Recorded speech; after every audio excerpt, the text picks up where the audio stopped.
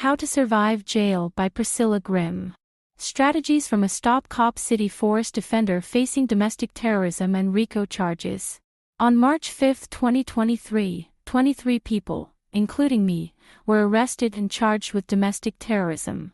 It happened on my second day in the encampment in Atlanta's Weelaunee, South River, forest that I had joined to report on the protests against the building of a militarized police training facility known as Cop City. I am now one of 61 people threatened with up to 20 years in state prison in one of the largest state-level racketeering indictments in the history of the United States.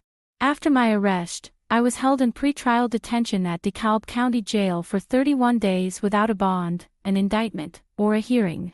Though I still have not been indicted on the domestic terrorism charge, whether I eventually will be could remain an outstanding question for the next few years. An additional 41 Cop City activists face domestic terrorism charges, though only a handful have been indicted so far. My indictment and arraignment on a racketeering charge months later put me in Fulton County Jail for 27 hours. Both jails in Atlanta were terrifying in their own ways. Though I had been arrested before, I had never been given a significant charge or spent extended time in jail until I arrived in Atlanta. A former Atlanta resident, I had become curious about the Stop Cop City movement when I read about the city council deciding to ignore the wishes of the people and move forward with building the Atlanta Public Safety Training Center, a.k.a. Cop City, pushed by one of the largest and most well-funded police foundations in the United States. After learning about the murder of Tortuguita, an activist with the Stop Cop City movement who was shot by Georgia state troopers over 50 times, I decided to fly down and document the movement's efforts on my Instagram. As a street and media activist since the 1990s, I understood how the punishment of activists at the behest of corporations had intensified since I participated in the 2011 encampment of Occupy Wall Street in New York City. Our arrests during the Stop Cop City Week of Action were a sign of greater political repression to come.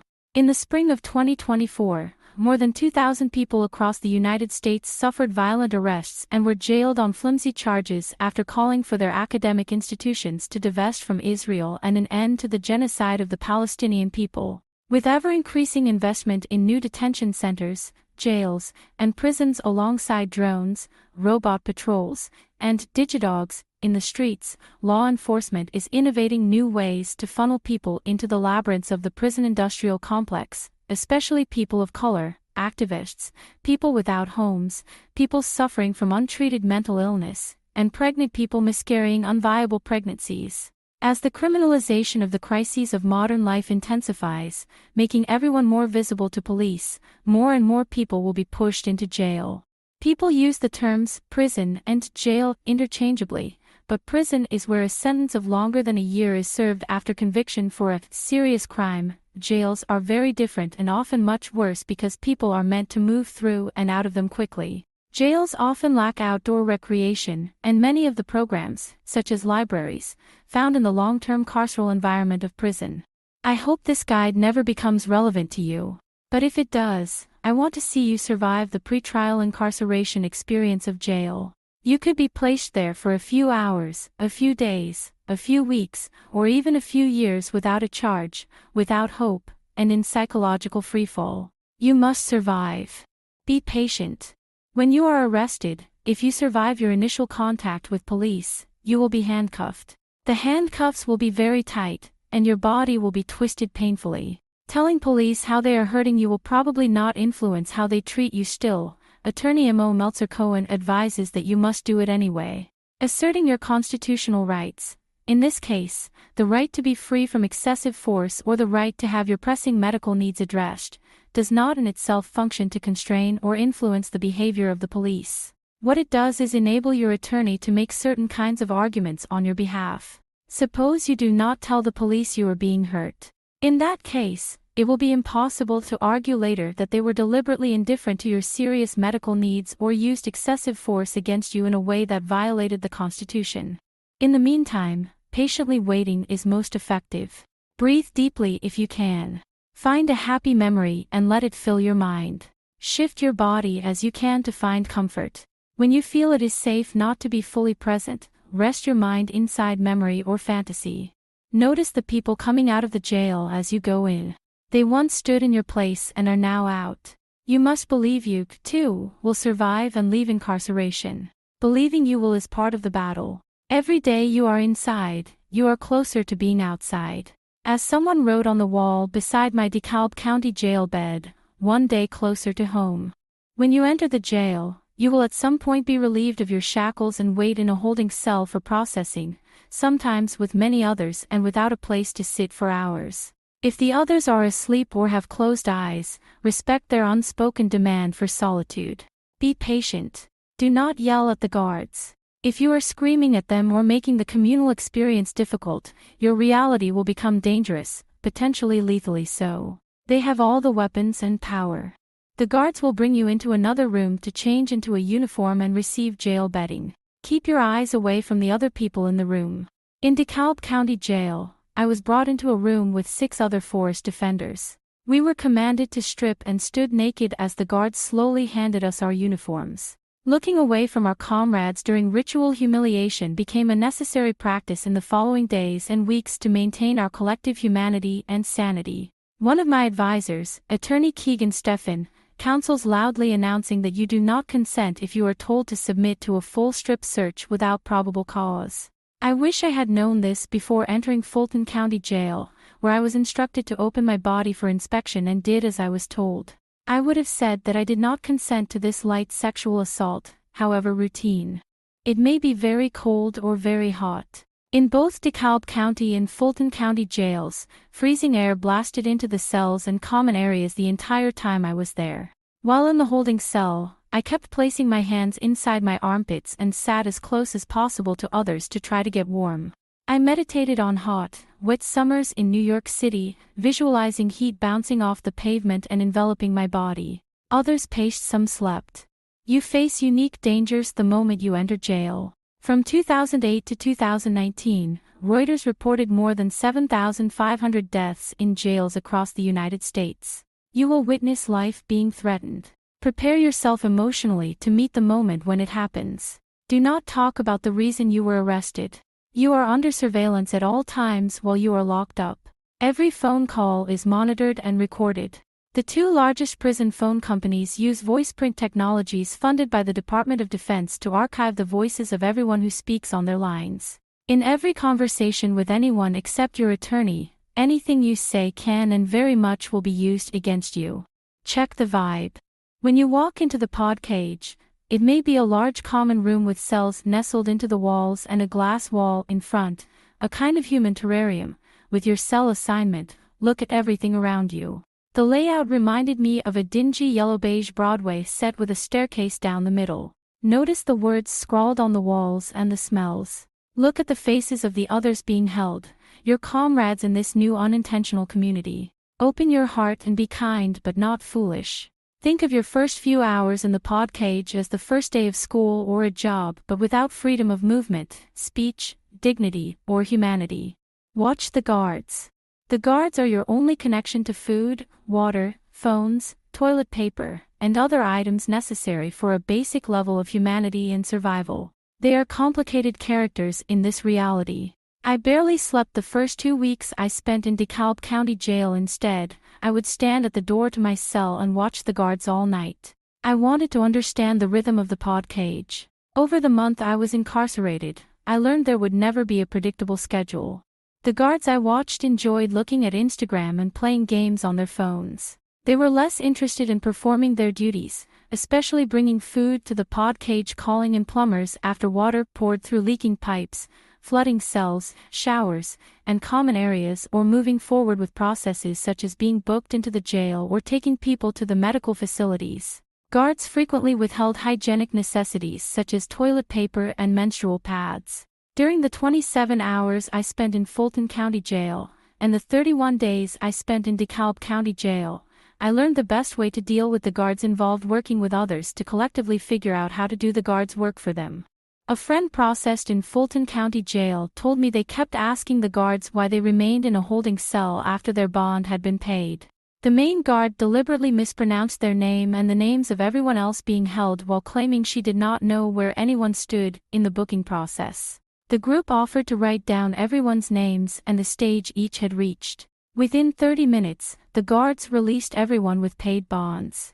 Always look for a third way with the guards. They are petty bureaucrats with weapons and very little oversight, and their primary power consists of their ability to do nothing or to say no to any request. One guard can single-handedly change your incarceration experience into a never-ending journey inside the bureaucracy, courtrooms, programs, and voids of jail, the entry point of the prison industrial complex. Make friends. People are often sent to jail for the most minor reasons, so the likelihood that you will be in a pod cage with others suffering the same confusion and anxiety as you is very high. Introduce yourself. Think of it as an underground party with the worst theme possible. You will probably meet someone who has been in the pod cage for an extended period. That person will have a lot of advice to help you adjust and become a good community member. Listen and use what makes sense.